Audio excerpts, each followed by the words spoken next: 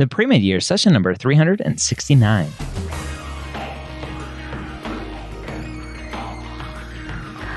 Hello, and welcome to the Pre-Med Years, where we believe that collaboration, not competition, is key to your success. I'm your host, Dr. Ryan Gray, and in this podcast, we share with you stories, encouragement, and information that you need to know to help guide you on your path to becoming a physician. Welcome back to the Pre-Med Years. Thank you so much for taking some time to join me today. Welcome back if this is not your first time here. Welcome if this is your first time here. Don't forget to subscribe in Spotify, Apple Podcasts, Google Podcasts, Stitcher, wherever you listen to podcasts. Today I have a great guest. My goal here really is to show you that no matter what you go through, becoming a physician is still something that you can accomplish. And today my guest, Kevin, had to go through a bunch, including a lot of issues with his family and finances and starting new in a new state at a new school and really a new path. And we'll find out all about Kevin's journey right now. When did you realize that you wanted to be a physician? Ooh, I got asked that many questions, asked that a lot of times during my interviews. Well, I think it first started so in high school, I was involved a lot in wrestling, and I think I wrestled for many years prior to, and I would have to go through these episodes of weight cutting and whatnot, where I'd have to start the week on let's say for example, my senior year I wrestled at 130, but I would start the week at 150. So definitely not healthy, but I have to cut that 20 pounds in 4 days. You wear some trash bags in the car with the heat on? Yeah, exactly. Trash bag in the car, sauna after practice. Mm-hmm. It was wild. And I don't know. I definitely wasn't safe, but I kind of got an interest in exercise physiology from my many years of wrestling. And that carried over to college, where I started competitive bodybuilding. And now it was definitely, it's different sport, but similar as far as have to do a lot of exercise. You have to have self-discipline and whatnot, and then also maintaining your diet. So I've always had this interest in exercise physiology, exercise science. But going into college, I knew that I wanted to apply that through a health field. So I started volunteering at a physical therapy clinic. And it was really gratifying to see patients come in post surgery, post accident, and then 6 months later be able to see them independent, walking again or doing whatever they did prior to that surgery or accident. And I really was fortunate to be involved with their rehab process. So I was involved in how early on in your college career was this? Was this freshman year, sophomore year? How early was this? Oh, so actually, I had an internship, physical therapy internship, my senior year of high school. Okay. So I would go to class, for the first in senior year of high school, I would go and volunteer at a physical therapy clinic for the first 3 hours. And then the last 3 hours of high school, I would go to my classes. And it was a really cool experience. I got to learn a lot about rehabilitative exercise, got to follow patients around, teaching them about exercise and the proper form and whatnot. And it was really cool because I got to carry my passion into a career. And I came into college thinking I want to do physical therapy, but the more I was involved in physical therapy clinics, the more I've seen patients come in with a lot more conditions that physical therapy not necessarily be able to help with, as far as from a well-being standpoint. I've seen patients come in with dietary, severe dietary needs, obesity, high blood pressure, but also patients coming in with depression or some type of psychological condition that again, not necessarily physical therapy can treat. So from that moment on, I realized that I wanted to be someone that can help someone in a more holistic sense, treating their wellness rather than just their physical health. Yeah. And that's super similar to my story, where I was playing baseball. I got hurt playing baseball, went to a physical therapist. I said, oh, this is cool. I want to be a physical therapist. And then ultimately decided on orthopedics after dissecting that cat my senior year biology class. So, wow. So for you, you're sitting there in your physical therapy clinic, doing this internship, kind of getting more exposure, starting college, wanting to be a physical therapist, getting more exposure, and seeing that physical therapists can't do it all, right? They are seeing patients that have more complex issues and not just joint pain and post-op kind of joint replacement, rehab, that kind of stuff. And you're like, well, maybe I want to do more, right? That's what it sounds like. Right, exactly. Like, I'm very grateful for my experience in physical therapy clinics because I was exposed to a lot of things. I met a lot of great physical therapists that I learned a lot from. But yeah, there's like something in me that's like just telling me like that, wow, I want to do more. Yeah. And so for you, what was that first step in trying to figure out what that more is? Because there's still a lot more on the table other than becoming a physician that potentially could fulfill that wanting more. Yeah, of course. So I think it first started when I was at my first social justice trip.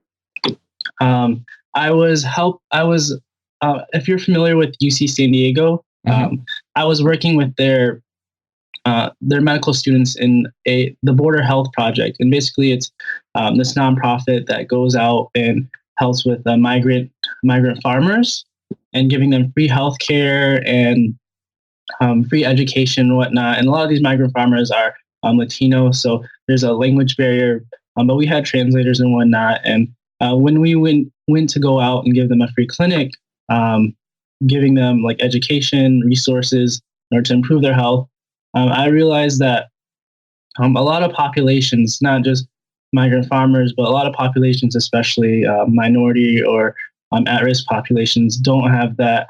I guess if I realized that some groups in America, especially, are more prone to disease and whatnot due to various circumstances not in their control, especially me coming with my background. My family were refugees from the Vietnam War. And when they came in as well, they had a lot of health conditions due to just circumstances not in their control. And like a lot of these groups, like especially my parents or the minority groups that I worked with, are just out here trying to make a living and provide for their family.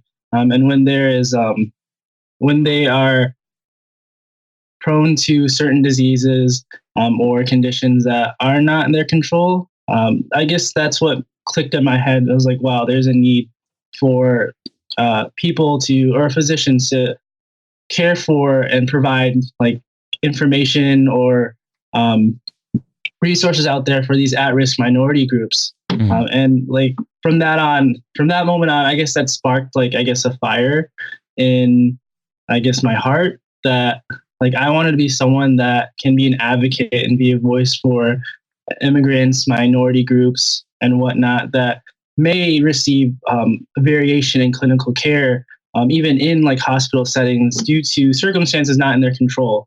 If that makes sense. Yeah. So let's talk about that a little bit more, because I think your story potentially aligns with that a little bit, at least based on kind of a little bit of the story that you sent me. When you're doing this border health project and you're seeing these families in need, at one point you and your family were in need. Talk a little bit about kind of the journey that you and your family went on and how that impacted your journey to medical school. Yeah, of course. So it was the spring semester of my first year of college. It was actually finals week. And I was studying for finals, and I get a call from my parents saying like, hey, my dad was on the phone. He's like, hey, my dad was like, we lost it. I was like, lost what? And he said, we lost like everything. We lost our homes, our cars. Basically, my parents had a bankruptcy, and we pretty much lost all we had. And after talking with the financial aid office at the school I used to go in Michigan, where I started as a freshman, I learned that I wasn't able to attend there anymore due to inefficient funds. So at that moment, I was pretty stressed. Like, it was finals week, and like I was worrying about my grades, but also not only that, I was worrying about my future here. And I like had to make decisions, like quick decisions in the next couple of days of what I was going to do moving forward, not just from like an educational standpoint, but from like where am I going to go like to live, or like where's my next home going to be. So I had to make the decision that I would move to California because I had extended family members in California, and I would go to community college there so I can, because community college is relatively cheaper than where I was going to. So I moved to California, and from there it took, it was I guess I would call it just a kind of a barrier because it kind of set me back. I wasn't going to graduate in 4 years anymore like a lot of my friends were, like the projected usual time it takes to finish like your bachelor's. And then I also lost I guess not lost, but my network of professors and physicians that I built over in Michigan. They were more, I wasn't able to really do work or like research for them anymore because of moving to California. I guess so. I think the major barrier was having to, come to California, reestablish myself and build a new network. And I guess like learn like the different, because going from Michigan to California, I went into a community college that was a quarter system. So having to get used to that as well. The fast pace of the quarter system rather than the semester system. That was a lot of things I had to learn how to adapt to change. Were at any point during that journey, was there any discussion either with just yourself or with your parents about staying out of school and helping the family with finances or anything along those lines? Yeah, there definitely was. And what my parents wanted me to do, was just focus on school because like fortunately I got to move in with extended family that I didn't have to like pay room and board for, which was nice. So I could still focus on school, but still I worked 2 jobs during my time to pay for like my necessary funds for community college and pay for classes and whatnot. But my parents, despite not going to college, they really wanted me to focus on school because those were the opportunities they never got. Yeah. What was it like to go through this process and have to move and lose your network like you talked about? If not the discussion of staying home and working and helping your family with finances, was there any thought of like, well, I'm leaving school, I have to transfer, I have to do all this over, maybe I can't do it? Did you have any voices either in your own head or from other people that your path to medical school, or were you still pre-PT at that point? Yeah, I was in the midst of like figuring it out. Figuring out. Yeah, exactly. Yeah. So was there any doubt that you could even do that with all of this kind of upheaval in your life? I don't think there was doubt. I think it was my most biggest concern was like the delay, and like to be honest, I kind of felt embarrassed because I know that like there's a stigma, and I used to believe in it that like like community college students are not receiving like a quality education as like university students, or like seeing my friends like graduate before me. I think those were like the biggest things, but they're more like psychological. And like in hindsight, like now that I've graduated and stuff, that doesn't even matter. But like attending to or trying to keep up with the cultural norms of people usually like graduating in 4 years and whatnot. And I think those were like the biggest barriers. I think with my years of wrestling, I was really fortunate because I wasn't a very good like academic student academically in high school, but I did wrestle throughout most of my high school experience, and I built a great deal of resiliency and self-discipline, and I dealt a lot with adversity on the mat. And from that, I converted to how I approach, I guess, life. Because in wrestling, you're on the mat, you versus your opponent. Like when you're on the mat, it's just you. So you have to defend for yourself and whatnot. Like no one's out there to help you in the sense. And so I had like a really great work ethic and like experiences dealing with adversity before. Yeah. Yeah, and that's why I love sports, right? I wish everyone who could play sports. I know I have a friend who has 2 kids, and like their family rule is you have to be involved in one sport and one like musical instrument at all times. That's just they believe in how much that kind of shapes who you are as a person. Most definitely, yeah. Because the amount of character and things that like you develop that can't be necessarily built in the classroom. Those are skills that you can take wherever you go. Yeah, that's awesome. It's so crucial. So once you transferred and you had to rebuild your network, talk about that. How did you rebuild your network? Because I think that's where a lot of students struggle, is building that network. And so you're a perfect example of having a network and then losing it all and then needing to rebuild it. How do you start with that? Yeah. So I was fortunate enough to not a lot of people are like would move or were in, I guess, big cities like me when I moved to San Diego. So I guess being in San Diego was perfect for me because despite being in community college, like where I live, there is multiple universities around. There's San Diego State University, Point Loma, Nazareth University, San Diego University, UC San Diego.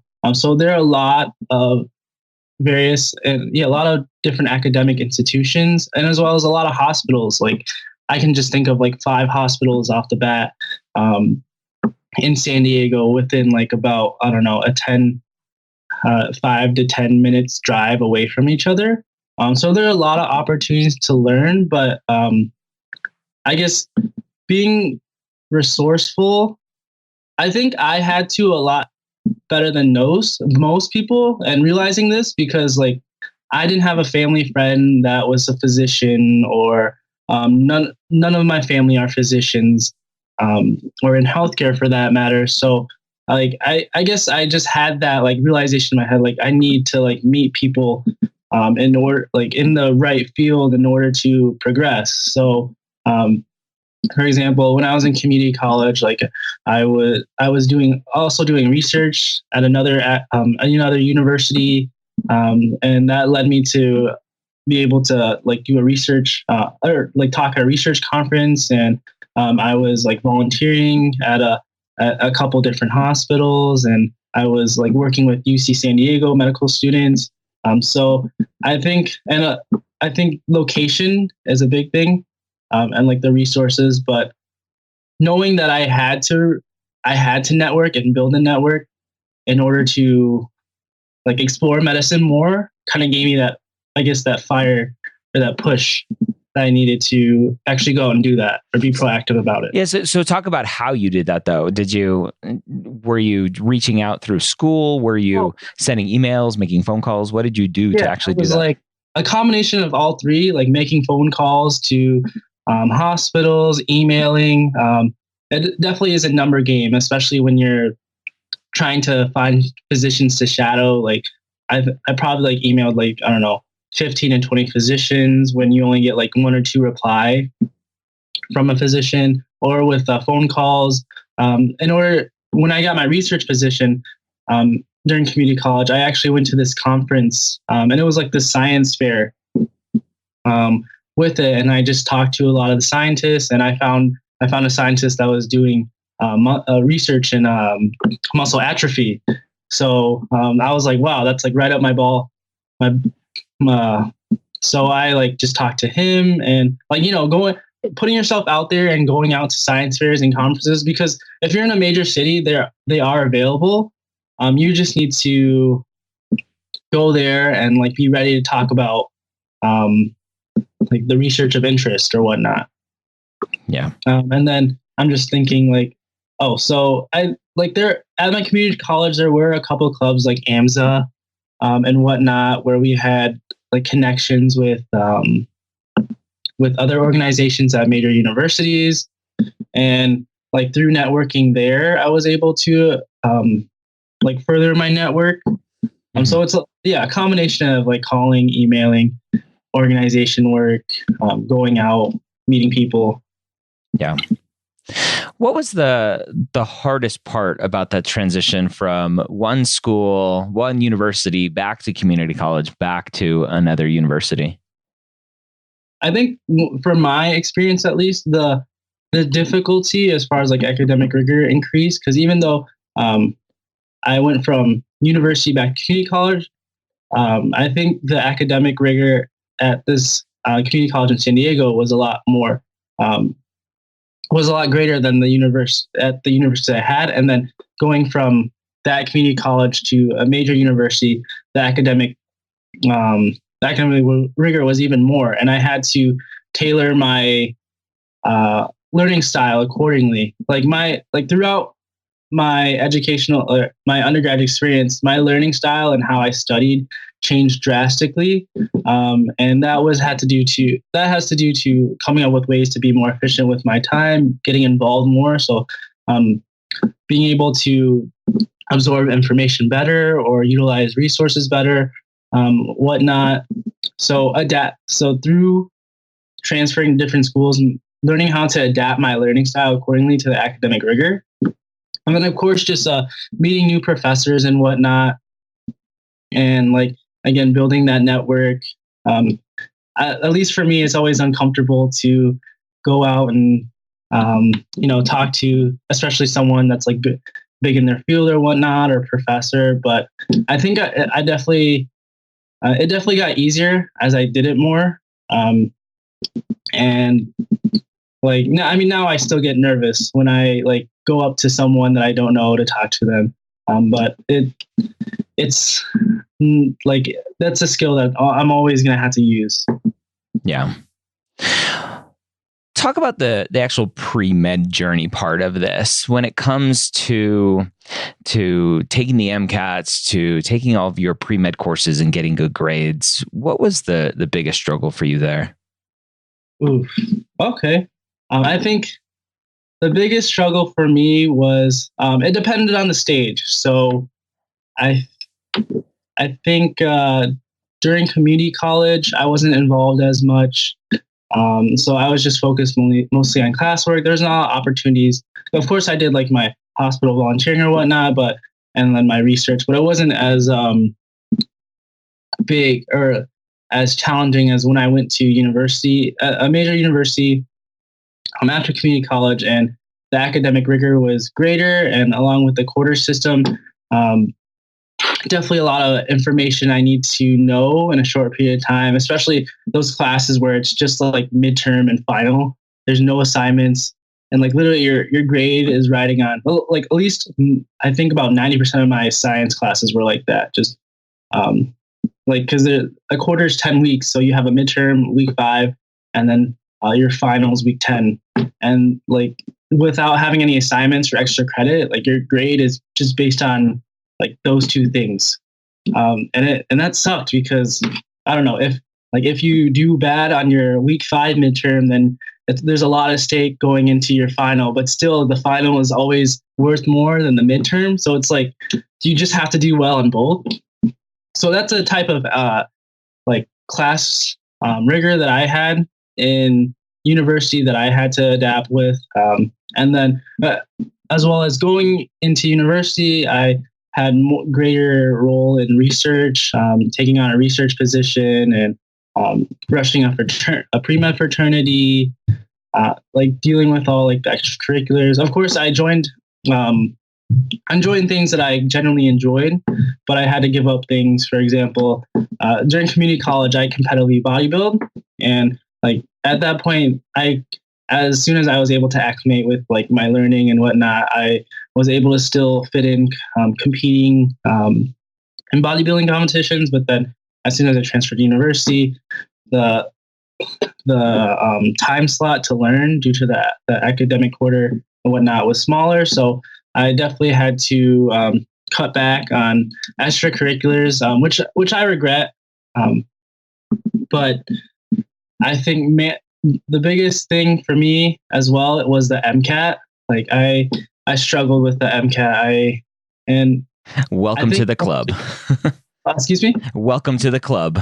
Yeah, yes. I think one of my issues was, so I was in a pre-med fraternity, and it was a great like community. What fraternity was that? Phi Delta Epsilon. Awesome. Okay. And like it was a great community. I made a lot of great friends, but there were so many people out there to help you. But at the same time, I think my biggest mistake was taking too much advice. In the sense that, like, because a lot of people have different learning styles and whatnot. So if you take someone's advice to heart, being like, you have to do this way in order to like do good, that was my big issue. For example, one of my friends was like, "Oh, you have to take the Princeton course," and so I took the Princeton course, which is a really expensive course, and I didn't do so well because why? Because what I learned was that I'm not a very good lecture learner, meaning that I don't do well when information is like fed to me. I'd rather like sit with it at my own pace and digest it at my own pace. But like with one of the courses, it didn't work for my learning style, at least, because it was very fast paced and we were just like going through chapters in one day. And that first time around the MCAT, I didn't do so well. And then so I spent all summer, this was summer 2017. So I spent all summer studying for that. And then going in, I had a goal because I wanted to apply in 2018. So I was like, okay, so I'm probably going to have to study for this during the normal academic quarter. And that was a struggle because still I was like doing research and taking my classes and whatnot. But, I still thought I could do it. And it definitely backfired. It's not that I like did bad on my classes. It was just I had to devote more time with classes and research to where I didn't have enough really time to study for the MCAT. And so I scheduled the MCAT like the following January of 2018. But then when we got there, unfortunately, I didn't feel ready. So I pushed it back. And then I decided I'll just take it the following summer.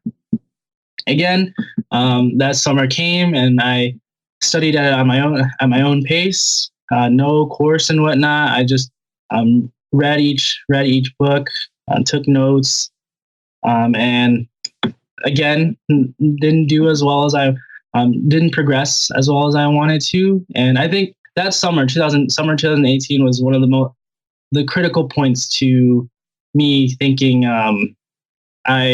that I'm not sure if I could do this. Like it was after like each week where I took a practice test and I didn't see my score improving, like it just crushed me. And in summer 2018, my test was, I think, scheduled for September and it was August. And I remember taking a practice test in August and I just got so much anxiety because I was like, I need to do well on this and whatnot, that I actually didn't even finish that test. Like I was, my mind wasn't there. And at that point, I would say definitely one of the lowest points of my like pre-med career, because I was just totally questioning my ability to do well on the test. Luckily, I had great friends that reached out to me. If there's one thing I could like give people advice to, especially in undergrad or going through this journey, is to have like great community, collaboration, not competition. Yeah, exactly right. So I had great community along my side, and a lot of people there that wanted to see me improve and do well. So after reaching out to my friends and whatnot, and being able to like just reevaluate my mind, I set a goal to tackle it the following fall. So now we're going into fall 2018. Mm-hmm. And unfortunately, I was also starting a master's program during that time too. But it was my goal to apply in 2019. So I was like, okay, I'm going to have to either study for this like before I before I have to go do my master's, or like after I'm done with the duties. And I decided to start waking up at 2 a.m. Because for me, at least in my learning style, I know that I'm not a very good night studier. Like I don't like studying at night, like past like 8 p.m. or 9 p.m. I don't know. And I don't like studying when I'm like fatigued, because I don't like drinking coffee. I don't want to like push myself. So I'd rather wake up really early and study when I'm refreshed. And like at that time too, 2 a.m., 3 a.m., there's nothing bothering me. Like no one's on social media. No one's like posting a picture on Instagram. So I think it was after I developed that habit, like it was great. Like I would wake up. Luckily, I had 24-hour access to this library on campus. So I just go to the library. It was just me, the custodians, and we were rocking it out. You and the custodians just chilling. Yeah, it's just chilling, 3 a.m., 4 a.m., and then I would study. And then at 8 a.m., I would go do my master's classes, do my research, because this was a research-focused master's, but we had to also do some classes. And then at the why were you taking a master's? So during community college, I did do research, but I didn't have like the experience of like contributing to a research project where I'm producing novel data. So I wanted that like true research experience where like, I have this hypothesis, I want to test it out. I want to generate data. So taking a master's for that is a very expensive, proposition. Yes, it is. Did you think you had to do that to get into medical school, or did you truly want to do it? Yeah, I truly wanted to do it. I truly wanted that research experience, because one of the reasons that I wanted to be a physician was I wanted to like be like the trifecta. Like I wanted to treat patients in the clinic. I wanted to teach at university and medical school, and I also want to do research. And like being a physician is so multifaceted. You can do that. So like that was like one of the reasons I wanted to do it, and I wanted that research experience. But yeah, I agree. Doing a master's is very expensive.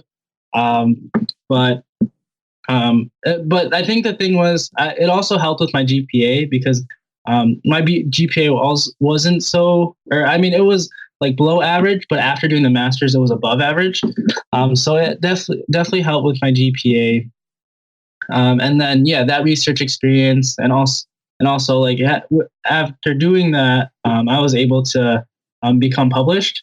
So I mean, there were benefits, but I agree, it's very it doesn't have to be that expensive. Yeah. So I'll pause you there, and just a public service announcement for those listening. You do not need a master's degree to get research and be published to get into medical school. So this is not the normal route of what you have to do. So this is Kevin's journey. But okay. All right, cool. So the MCAT was a huge struggle for you, and you finally overcame and figured out your learning style, which includes getting up at 2 o'clock in the morning, which is awesome. When it came to applying to medical school, what was the most surprising thing that you found during the application process that you weren't really prepared for? I think one thing is, so I've heard this advice a lot from a lot of people, but I think I was just so like, I don't know, trying to like be pre-med that I kind of forget to like be myself, or not be myself, but like be able to tell why I'm unique or why I'm different. So when it came down to like, for example, writing my personal statement, like I had like, I don't know, 25, 26 drafts, because like the first like 5 or whatever, it was so generic. But from a lot of advice, like people would tell me to like share your experiences and what makes you unique. And what after the process, I began to realize that like, wow, my story does matter. It does matter that I come from a family of refugees, because that's like, that will have to do with how unique my educational journey takes place. And it does matter that I did competitive bodybuilding, because that's what led me to medicine. It does matter that I don't know, I did wrestling because I learned the importance of resiliency. So a lot of these things that I thought didn't matter because it wasn't research, it wasn't volunteering in the hospital, it wasn't like MCAT or GPA related, it actually does matter. So I'll caveat that, right? I'll caveat that 1000% it matters. I want students to put their hobbies and put their kind of other experiences outside of medicine on their application. But the one caveat I'll put on that is I warn students not to try to sell too much, right? So when you mentioned that wrestling taught you resiliency, right? I don't want students on their application, whether it's in their personal statement, which it shouldn't be in your personal statement, but in your activity list, I don't want you to write, as a wrestler, I learned resiliency, right? Because then it's just a sales pitch. No. Yeah. Like you have to show. Exactly. Not tell. Exactly. So that's just one caveat I'll put on there so that student listening goes, oh, I know what to do to write about now. Right, exactly. And actually, I did write about bodybuilding in my personal statement. Yeah, you said it led to you wanting to be a physician or led to medicine, yeah. So that's perfect. So yeah, and like I did that purposely to like throw the reader off because a lot of my friends, or a lot of my primary friends, like don't. Or not necessarily like, it's just a different dichotomy, like you can think of like meathead, gym rat, and then or meathead, bodybuilder, and being a physician. And that was actually what like all my interviews that I had, like that's the first thing they brought up about me, like, oh, tell me about bodybuilding, like. Yep. Whatnot. Flex your muscles. Let me see them. Exactly. Like, can you do right now? Yeah. So, like what you said, but at the same time, yeah, show, not tell. I got that a lot from a lot of my friends that were applying, and like a lot of advice that I had. Perfect. That's awesome. So yeah, more of the story, like your story. It does matter. Your story matters. Definitely. I have a t-shirt that proves it. It says your story matters on it. Right. So you've been successful this application cycle, 2 acceptances so far, both to DO schools. Talk about the kind of the difference that you've encountered applying. I'm assuming you applied to MD as well, but the difference that you've seen applying to MD schools and to DO schools, and why do you think you don't have any MD acceptances at this point? So from the last time we spoke, I do have one. All right. Yeah. So I have 6 total. Nice. 6 for 6, actually. That's awesome. 1 MD, 5 DO. I didn't apply. I applied to more DO than MD. Okay. And I think like the MD application is a lot more expensive than the DO application. In terms of what? Because they're very, very similar. Yeah, they're very similar in terms of like what you have to input, like the most meaningfuls. Yep. And whatnot for the MD versus just tell me about your experience. Yep. In the DO, like I listed like all my experiences in the DO, but I was more careful and articulate to the MD just because I didn't want to like show that I like did things just cause. Yeah, and you only have a maximum of 15 on the MD application versus the DO, which is like free for all. And I think the DO application is a lot. It takes a lot longer. Okay. Like the DO applications, like all my DO acceptances, they want me to secure my seat by December 14th. Yep. So like this Saturday, actually, and like the DOs that you have until all year. So, the MDs you have until, I don't know, about June or whatnot to secure your acceptance. So I think a lot of DOs are more pushy in the sense that they want you to like secure your seat or they're going to give it to someone else. Yeah, that non-refundable $1,000, $2,000 deposit. Oh, that's the worst. Because some of my schools were like $2,000. Some of my schools were $3,000. I had a friend; he got accepted to DO program. They only gave him 2 weeks to submit a $3,000 deposit. Yeah, it's ludicrous. Like, if I could just change one thing about the application cycle, it's the DO deposit. It's ludicrous, and it's taking advantage of students, unfortunately. And so it's something that I bring up all the time to the to the AOA. Oh, really? Yeah. That'd be great, because a lot of students are just struggling. Like, we already spent however much on applications and then interviewing there. It just sucks that like they hit you with another big fee. Yeah. Okay. So lots of acceptances. Amazing job with that. Where do you think, or rather, what are you doing to evaluate the acceptances and figure out where you want to go? I think the biggest thing for me is, wherever I go, I want to be able to stay true to who I am while becoming who I want to be. So, for example, that's a beautiful way of putting that, by the way. Right. Thank you. And a lot of these places I'll look for, are there, because I do a lot of jujitsu and mixed martial arts. Are there jujitsu dojos around that I can go to like after I go study or something like that? Are there gyms around so that I can go work out? Are there research opportunities? Are there high schoolers? I really enjoy investing into like high schoolers and whatnot. I developed a mentorship program. And like, are there like resources for me to continue to fulfill my passion while also becoming the doctor that I want to be? Mm-hmm. So I look at that, and then I think for me at least, location is pretty big too. Like if you have options, then location is big. For example, one of my first acceptances was I'm in California, and it was all the way in the East Coast.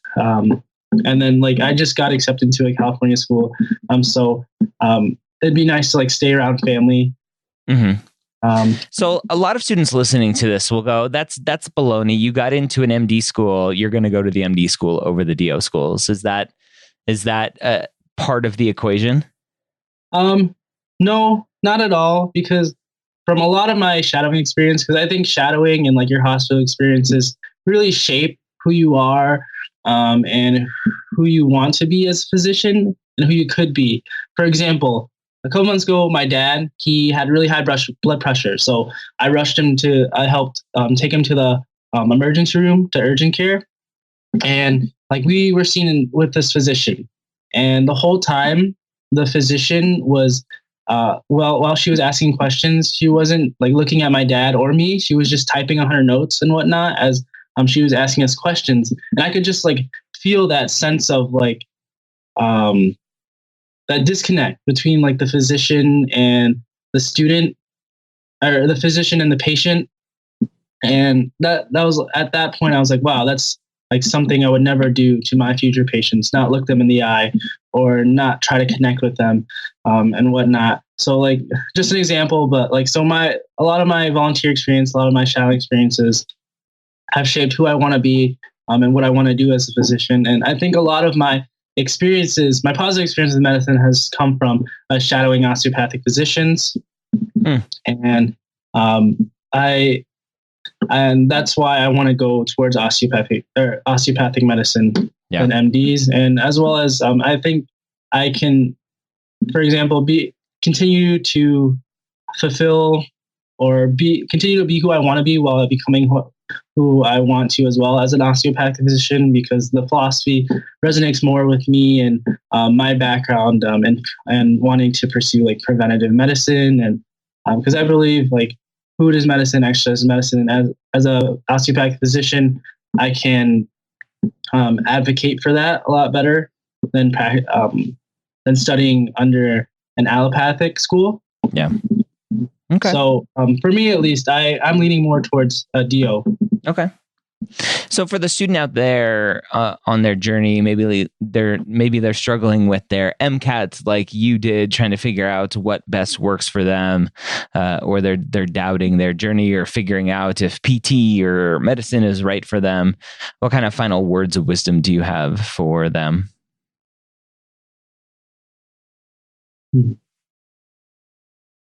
So in terms of the MCAT, like especially if you're struggling with it, my biggest advice is fail early, fail forward. if you have to. So like, I would say, like if medicine is what they want to do, like truly what they want to do, I assume they're not going to give up on their MCAT, and not going to give up trying to improve their score. But if the score is not improving, I would advocate or like recommend just trying different learning styles, like making flashcards or listening to your videos because they helped a lot, or not necessarily doing what other people say, but sticking to their learning style and how they best learn. I think for people that questioning their decision to go into medicine, like I think the decision should never be forced. Like if you're, I don't know, I just heard this quote, like when I was listening to this podcast during my drive here, and it says something like, if you have to like force yourself to think about it, or if you have to force yourself to want it, then you probably don't want it. So I think in the sense that, because I believe with my journey, I didn't choose medicine. Medicine chose me. Mm-hmm. I just continued to pursue what I liked, and I saw a career that I can continue to do that. So it shouldn't be, if they're deciding to choose medicine or not, it shouldn't be such a hard decision. Or sorry, I'm not sure if I worded that wrong, but it shouldn't be like a decision where they're forcing themselves to make, if that makes sense. Yeah, definitely does. That's awesome. Okay. So what's next? What's next for you? What are you hoping to accomplish when you get to medical school and finish medical school and for your life? Yeah. So right now I'm in my gap year. I just finished my master's program, so I'm completely done with anything academic until next fall. But I hope to compete in another bodybuilding competition, and compete in jiu-jitsu competitions as well. And then hopefully travel. And then as a physician, like I said, I really want to be an advocate for minority and at-risk groups. I not only want to treat people in the clinic and have that one-on-one impact, but also have the impact at a population level. So I hope to pursue some type of MPH and be a physician that deals with policy, because there's a lot of I believe that there's a lot of people making decisions on people's health that don't have experience in healthcare or like caring for others, if that makes sense. Mm-hmm. So to have someone in these like high level positions, high level political decisions that actually understands, that actually has empathy and has that experience working with patients, being in the trenches, I want to be in that position as well, to make these like very critical decisions on the health of communities. All right, so there you have it. Again, that was Kevin sharing his journey from PT to leaving school because of family finances, to starting over in a new state at a new school, but ultimately becoming successful, getting into medical school. Hopefully that gives you a little bit of motivation so that you can understand that no matter what happens in your journey, this is something that you can still accomplish. Hope you have a great week. Don't forget to subscribe, because next week on Christmas, as it comes out, we have an amazing story for you. One of the best stories, one of the best people that I've talked to in my time as a podcaster. So stay tuned for that next week here on the Pre-Med Years podcast.